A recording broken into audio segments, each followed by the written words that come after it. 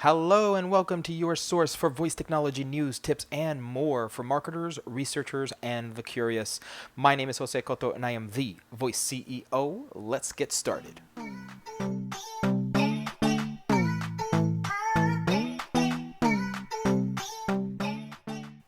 Good morning, good afternoon, good evening, and good night. Welcome back, and we're going to dive into today our part three of the Marketers and Researchers Guide to Voice Assistants. Gary Vaynerchuk, founder and CEO of VaynerMedia, investor and self made entrepreneur, is famously quoted as saying, "Voice companies will be the size of Pandora, Facebook, and Instagram. It's the future we're facing, and it's coming at us faster than we can imagine." As with any new and emerging consumer technology, the individuals and organizations that are first to leverage voice assistants and voice technology to engage consumers will be the ones best positioned to deliver value via voice in the long term. Getting started with voice experiences today instantly introduces new brand building and relationship building opportunities to your engagement strategy. In this third and final installment of the Marketers and Researchers Guide to Voice Assistants, we're going to cover everything you need to get started leveraging voice assistants to reach your goals. So grab your favorite tea or cup of joe and your notepad, because we're diving right in. Let's start with covering some key considerations when planning your voice application. Now, top of that list is sonic branding. While we repeatedly talk about the advantages voice assistance offers consumers, like ease of use and increased convenience, we must also be aware, and maybe even more importantly so, the incredible value it offers the brand relationship. The ability for consumers to hear you, your voice, and your brand's voice is extremely powerful at building long lasting relationships and brand identity retention. Your brand's voice, literally how your brand sounds, is the most important aspect of any effective brand centric voice strategy. The audio side of your brand, how your brand sounds, if it could talk or sing, is referred to as sonic branding. No one explains sonic branding better than the two-time Emmy Award-winning producer and queen of sonic branding herself, Audrey Arbini. Okay, the most important thing to remember is that you are literally creating the voice of your brand. So it has to be authentic, it has to embody the attributes of your brand, it has to clearly align with if your brand could speak, what would it sound like? And it needs to stand for everything your brand stands for. It cannot just be any voice, and it has to be really carefully thought of because the audience is listening, and this is what they will take away. This is what they will feel about your brand. So that little clip was actually from our first episode of Beyond Voice that I urge you to check out so that you can hear the rest of Audrey's insights as it relates to sonic branding. The sonic branding of your voice application is essential when your goal is to build brand identity retention and drive stronger consumer relationships. Our next key consideration is going to be engagement goals. You may not care about the consumer's ability to remember your brand identity retention, or care about driving stronger consumer relationships. Maybe your goal is to add additional value to your service offerings, increase consumer engagement, or maybe your focus is more in driving sales growth, top of funnel type of stuff. Regardless of what your goal or goals are for your voice application, detailing the engagement goals of your voice app is essential to success. The way I like to approach this is at the early stages of the creative process. I like to combine my key outcome goal, let's say it's lead generation, with how I want the user to feel when participating in the voice experience. Voice is a visceral, organic medium, and used properly can stir emotions: happiness, excited, relaxed, or serious, for example. A voice experience executed improperly, however, can stir the opposite emotions: anger, frustration, despair. Your sonic branding, by the way, is a big part of what emotional levers will be triggered by your voice experience. Once you settle on how you want your customer to feel, you will be better positioned to make design decisions for your new voice experience. Decisions like the personality of your messaging, what options you want to provide them through the engagement, and what happens after they complete that experience. Our next key consideration is actually a very important one. It's the invocation name for your voice application. So, how users will activate or access your voice experience via voice assistants is known as the invocation name. When we say, Alexa, open Spotify, or OK Google, start Spotify, the Spotify part of that statement is known as the invocation name. Now, your invocation name can include multiple words. It does not have to be a single word or term. Your invocation name is super important to your voice experience because it's the first opportunity users get to engage with you via their voice assistants.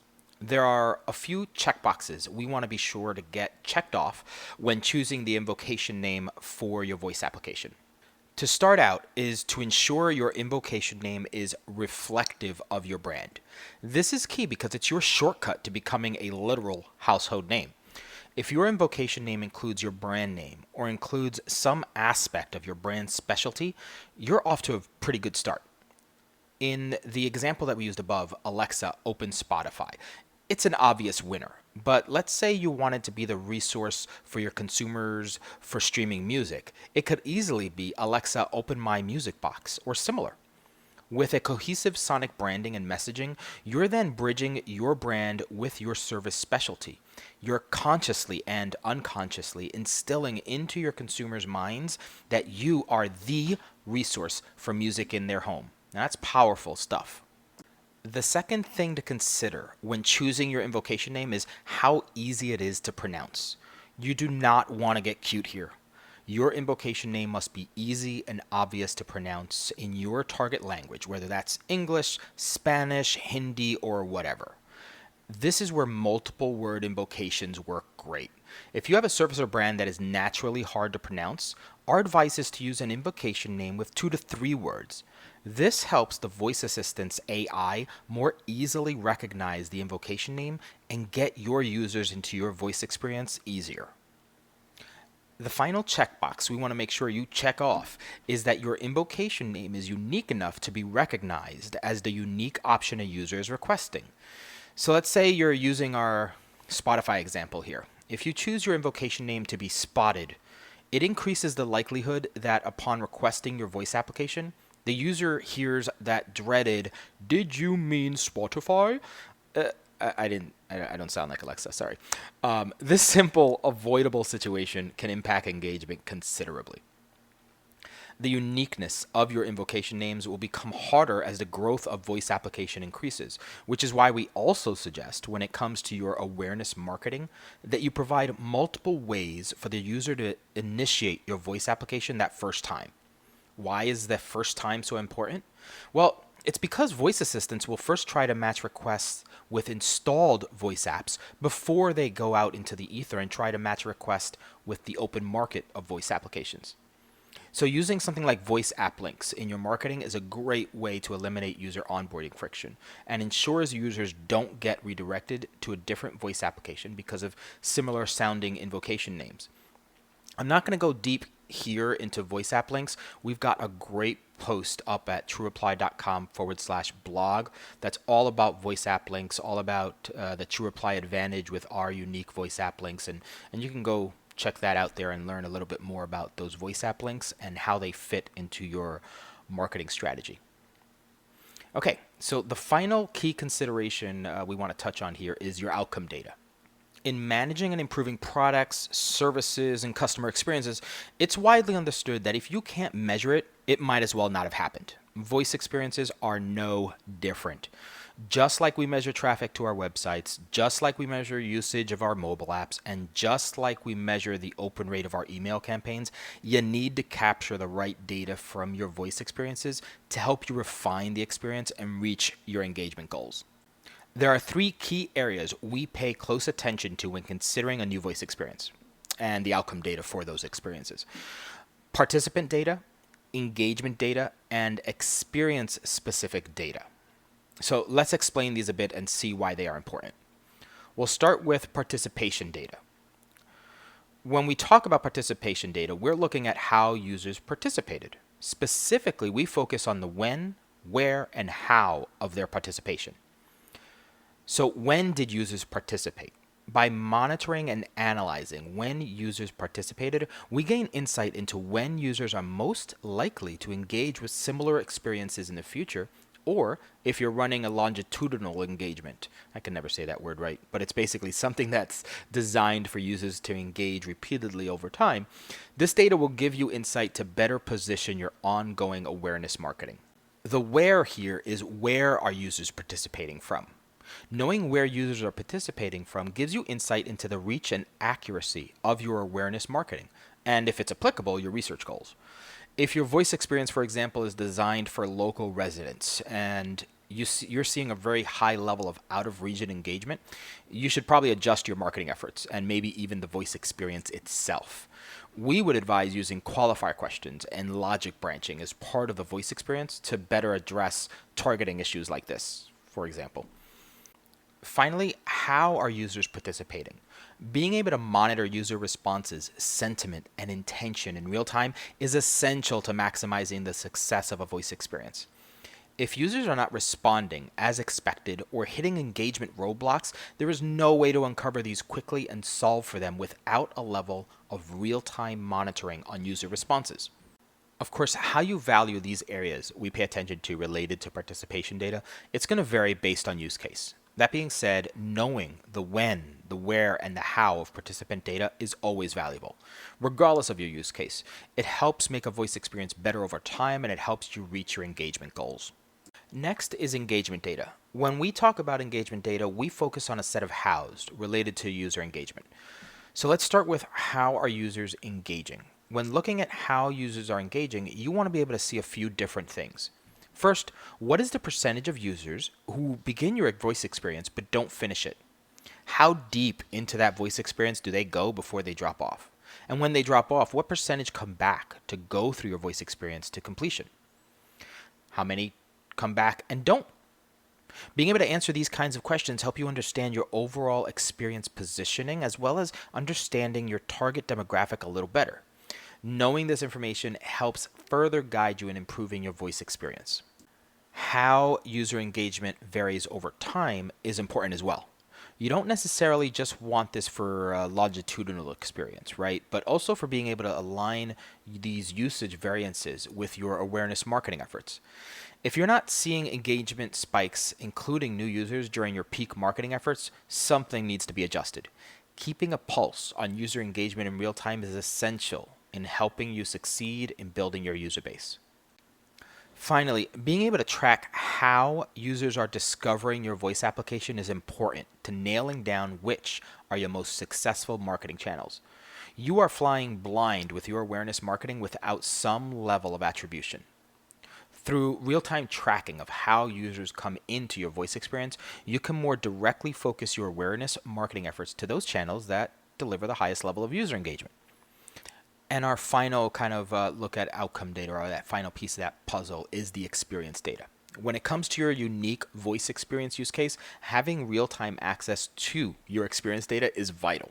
Your experience data will tell you, for example, how many people answered a specific way to a specific question, or it'll allow you to identify options chosen most often by users. This information, as you can surely guess, is key to your engagement goals and vital to use case specific voice experience improvements. While participant data and engagement data will show you there is a problem, your experience data shows you where that problem exists and clues you into how to fix it, or at least where you should be experimenting to improve your results. So as we move further along and closer to the actual design process, let's look at a few pitfalls to avoid. There are a few pitfalls to avoid when you go into the design phase of launching your voice application. It's easy to jump into the process with excitement that comes from creating something new that users far and wide will be engaging with and fall victim to some of these pitfalls. First up, it's inconsistent messaging.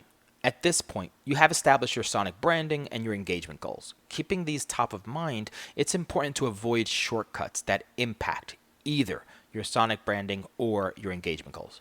Your messaging, from your welcome message to your thank you message and everything in between, should reinforce your sonic branding and your engagement goals. Any inconsistent messaging will break the experience for the user. Imagine if you were having a conversation that started out jovial and then all of a sudden turned somber and serious.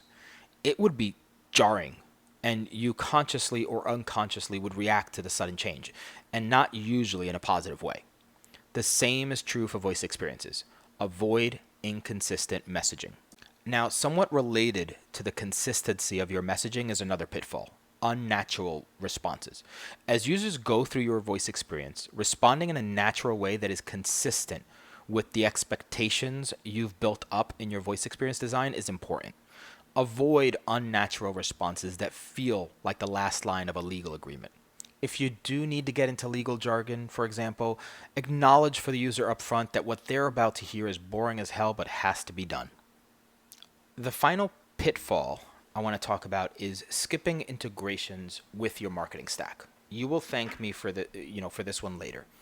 We talked about the different types of outcome data you should be measuring. So make sure you addressed how you are going to gather that data and bring it into the tools you already use for your marketing analysis. Voice experiences shouldn't exist in a silo. They should be part of a larger consumer engagement effort, and for your collected data to be effective, you need the option of viewing your voice related data alongside the other aspects of your marketing efforts. Now, to help you with the process of launching your voice assistant, your voice experience, we actually put together the TrueApply Voice Application Worksheet 2021 edition, just for you. This document can serve as your voice application planning blueprint. The worksheet covers design visualization, messaging, experience definition. We basically designed this document as a simple framework to accelerate your voice experience design, and it's totally free. I'm going to link to the original blog post we made for this part three series, for the part three of this series. And in there, you'll have links to the worksheet and a few other resources and stuff. So as we wrap up part three of our Marketers and Researchers Guide to Voice Assistants, we want to close out with a little housekeeping checklist. And again, check out the blog post. It's got this checklist kind of written out. I'll run through it here real quick, but it's available to you on the blog post that's associated with this episode. First on that checklist is sonic branding. How does my brand sound? Second on that checklist is engagement goals. What do I want from my voice experience? Third on the checklist is your outcome data. How is my voice experience performing? What is this? Number 4 is, do I have a unique and easy to pronounce invocation name for my voice application? Number 5 is my messaging consistent throughout? Number 6, are my experience responses all natural? They don't sound out of place. They're not going to cause a jar in the experience.